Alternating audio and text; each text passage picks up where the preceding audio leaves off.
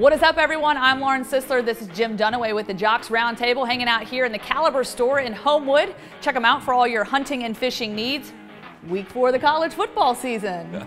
Hitting me on the arm there, like LSU hit Auburn last week at Jordan-Hare. Easier game this week for Auburn, though. Arkansas is in town. Bad team. Danny Sheridan says Auburn, an easy 30-point favorite at Jordan-Hare. We're going to start out this week with what we got wrong last week in a segment we call Oops, We Did It Again. That's my little Britney Spears dance. I hear you. Not very good. I'll start by saying I'm sorry, Joe Burrow. I said he was average Joe last week, and he still only completed 46% of his passes for 138 yards in the second half, and he dropped one in, that long touchdown pass to get it to 19 for LSU. Not so average from that Joe. Not so average from Goat Boy, right? Yep.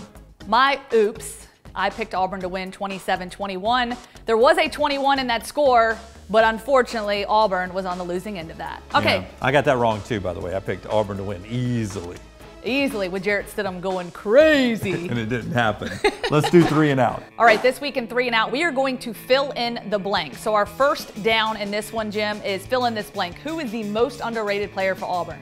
I'm going to go off the board and say Will Hastings, because last week when Auburn needed a big third down completion, who makes those catches in the pass for Jarrett Stidham? It's Will Hastings. They miss Will. Okay, Jim, I'm going to go on the defensive side of the football. Deshaun Davis, career-high 13 tackles. He had a sack. The defense, though, is not going to win them football games. That offense has got to step up. Okay, Jim, second down. Okay, fill in the blank right here. After the loss to LSU, give me the thing that concerns you most about the Auburn Tigers moving forward.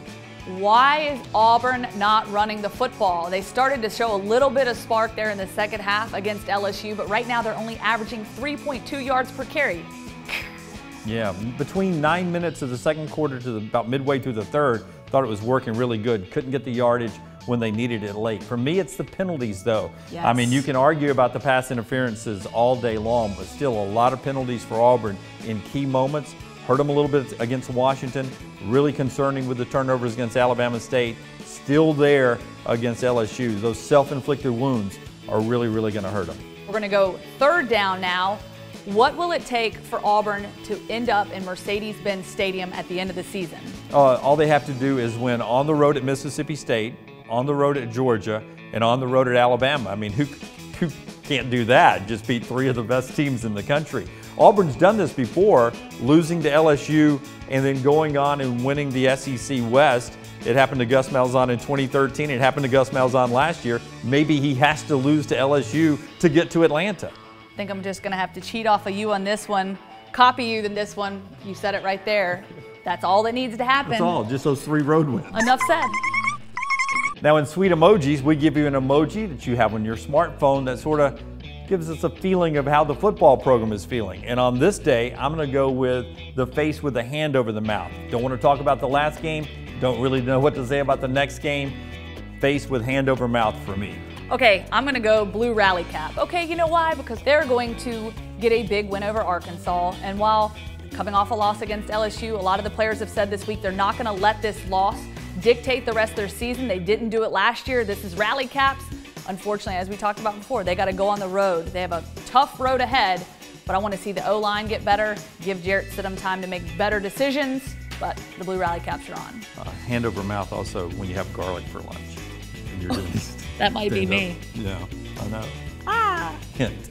Okay, Jimmy D, it is prediction time, and I am going to predict 41-13. Arkansas just has way too many issues, and I don't think they're going to figure out those issues against one of the best defenses in the country. This is like a speed limit on the road. It gives you 55, but you can't really drive 55. I'm going to give Auburn 56. 56-0, a flat-out beating of the worst team in the SEC. Ooh, 56-0? Shut out. Is that something cute? Was that cute enough for you? I guess, Jim told me he wanted me to do something cute. I don't know how cute that was, but. Is that your majorette march? Okay, third down. Were you ever a majorette? No. Have you ever well, don't say no like that. Majorette's a tough skill. I was a gymnast. Okay. My gymnast. Salute. But there's actually gymnastics that twirl stuff too. That is true. Rhythmic gymnastics. Rhythmic gymnastics. You know about this. Did you used to be the ribbon dancer? I don't really know about ribbon it. dancer? Me and Will Ferrell in old school. That was you. Yeah.